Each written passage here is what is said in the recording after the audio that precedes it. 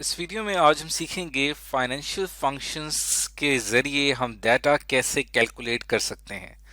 और इसके अंदर जो फंक्शन हमने सीखना है वो है पीएमटी फंक्शन, जो कि इस्तेमाल होता है लोन एनालिसिस में या लोन की पर मंथ पेमेंट डिफाइन करने के लिए।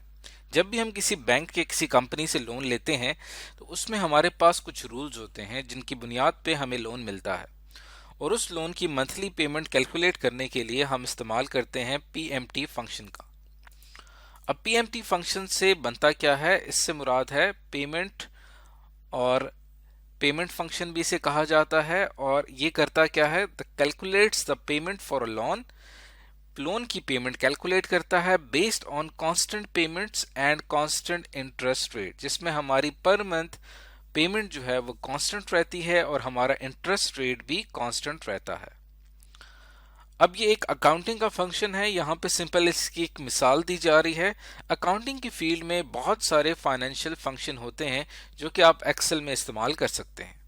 ये एक एग्जांपल है एक ऐसे फंक्शन की जो कि आमतौर पे डेली लाइफ में काफ़ी ज़्यादा इस्तेमाल होता है।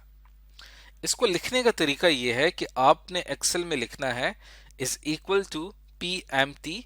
उसके बाद आपने इसके जो आर्गुमेंट्स हैं वहां पे आपने ये वैल्यूज एंटर करनी है, तब जाके पर मंथ पेमेंट कैलकुलेट हो जाएगी। फॉर एग्जांपल, अगर आपने एक बैंक से 10 लाख रुपए का लोन लिया है और वो आपने 24 महीने में वापस करना है, तो पर मंथ आप बैंक को कितना पे करेंगे, तो ये चीज कैलकुलेट की जाती है पीएमटी फंक्शन से।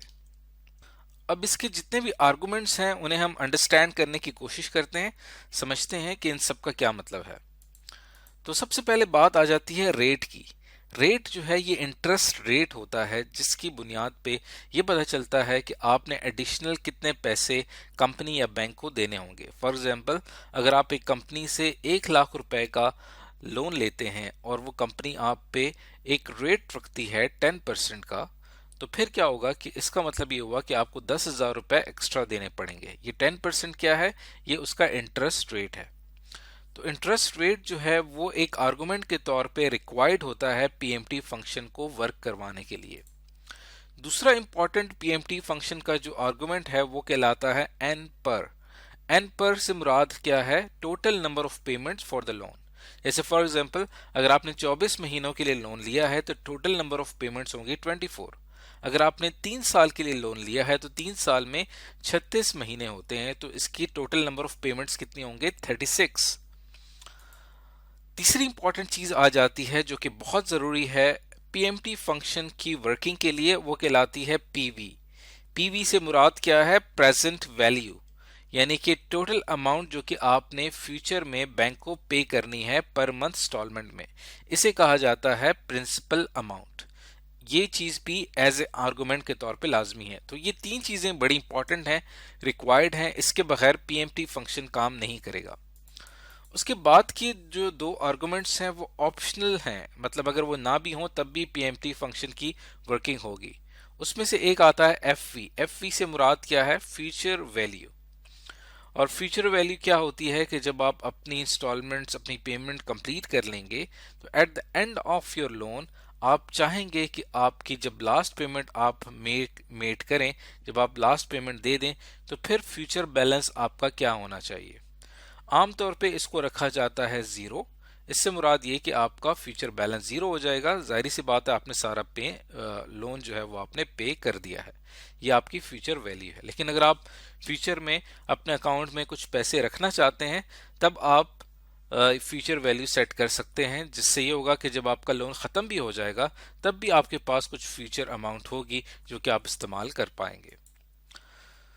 आखिरी इंपॉर्टेंट आर्गुमेंट है पीएमटी फंक्शन में, वो कहलाता है टाइप आर्गुमेंट। इसे जीरो या वन होना चाहिए, और इसमें वन से मुराद ये है कि आपकी पेमेंट जो है वो ड्यू है, और जीरो से मुराद ये है कि आपकी पेमेंट ड्यू नहीं है, आप पर मंथ इंस्टॉलमेंट्स ठीक तरह से जमा करवा रहे हैं। तो ये हमने इसका एक ओवरव्यू लिया है, लेकिन जब तक हम इसका प्रैक्टिकल नहीं करेंगे हमें बात समझ नहीं आएगी। फॉर एग्जाम्पल, ये हमारे पास एक बैंक है अलाइड बैंक, और इससे हम ऑटोमोबाइल लोन ले रहे हैं, और ये हमने कुछ फर्जी वैल्यूज ले ली हैं सिर्फ समझने के लिए।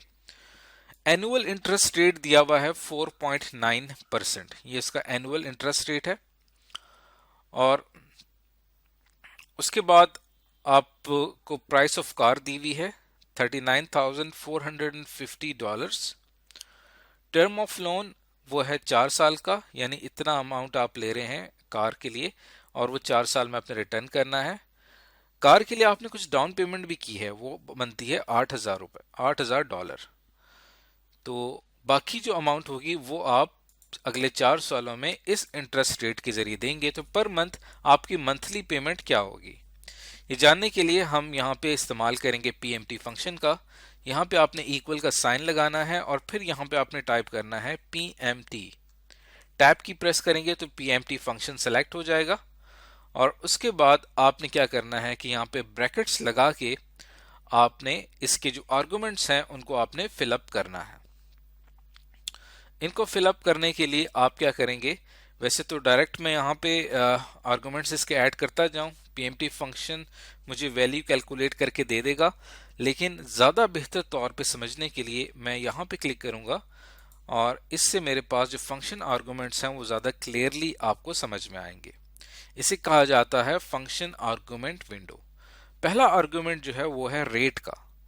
तो हमारा जो एनुअल रेट है, एनुअल इंटरेस्ट रेट है, वो है 4.9%, लेकिन हम इसको डिवाइड करेंगे 12 से, जिससे हमारे पास per month loan per month interest rate निकल आएगा, क्योंकि ये पूरे एनुअल है, पूरे साल का है, जबकि हमें पर मंथ जो है वो इंटरेस्ट रेट चाहिए। इस वजह से हमने इसे 12 से डिवाइड किया। दूसरी इंपॉर्टेंट चीज ये है कि टोटल नंबर ऑफ पेमेंट्स कितनी होंगी। अब देखें 4 साल का अरसा है, तो 4 साल में 48 महीने होते हैं। वो कैसे हमें पता चलता है कि अगर हम ये जो वैल्यू है इस सेल में B9 में अगर हम इसको मल्टीप्लाई कर दें 12 से, तो मेरे पास 48 मंथ्स, देखिए यहाँ पे आपको नजर आ रहा है 48 मंथ्स आ जाएंगे। ये 48 टोटल नंबर ऑफ पेमेंट्स हैं जो कि मैंने बैंक को पे करनी है 4 साल। तीसरा इंपॉर्टेंट आर्गुमेंट आ जाता है, वो कहलाता है प्रेजेंट वैल्यू आर्गुमेंट।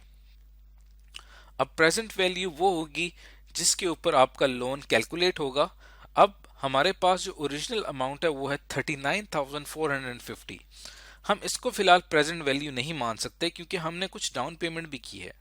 तो उसके लिए हम क्या करेंगे, यहाँ पे जो हमारी प्राइस ऑफ कार है उसमें से मैं माइनस कर दूंगा डाउन पेमेंट,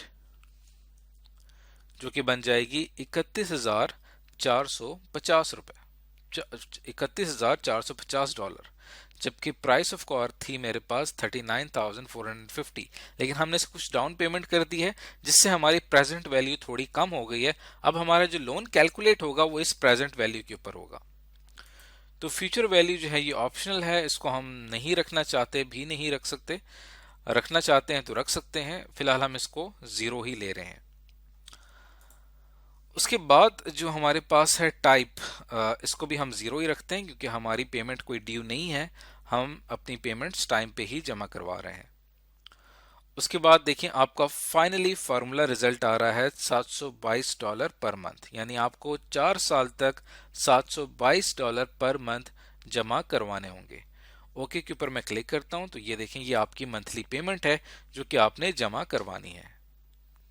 अब ये जो आपकी मंथली पेमेंट है जो कि आपने पे करनी है, आप ये जान सकते हैं कि अगर मैं इस मंथली पेमेंट को $722.85 को मल्टीप्लाई कर दूं 48 से, जो कि 4 साल का अरसा बनता है 48 महीनों का, हर मंथ अगर आप इतनी इंस्टॉलमेंट देंगे तो अगले 48 महीनों में आपकी टोटल अमाउंट कितनी बनती है, वो आपके पास बनती है $34,696, जबकि आपकी इस वक्त जो करंट जिस पर आप जितना आपने लोन लिया है वो बन रहा था 31,000, क्योंकि हमने प्राइस ऑफ कार से डाउन पेमेंट माइनस कर दी थी। 31,000 पे आपको 34,000 पे करने पड़ रहे हैं। इट मीन्स कि 3,000 रुपए आपका इंटरेस्ट है इसके ऊपर जो कि बैंक अर्न करेगा इन 4 साल के अरसे में। तो ये था हमारा एक एग्जाम्पल पीएमटी फंक्शन की जो कि हम इस्तेमाल करते हैं लोन के लिए। ये फिर से बताता चलूँ, ये एक फाइनेंशियल फंक्शन है और भी अकाउंटिंग के मजीद फाइनेंशियल फंक्शन आप इसी तरह से सही आर्गुमेंट्स का इस्तेमाल करते हुए उनका इस्तेमाल कर सकते हैं।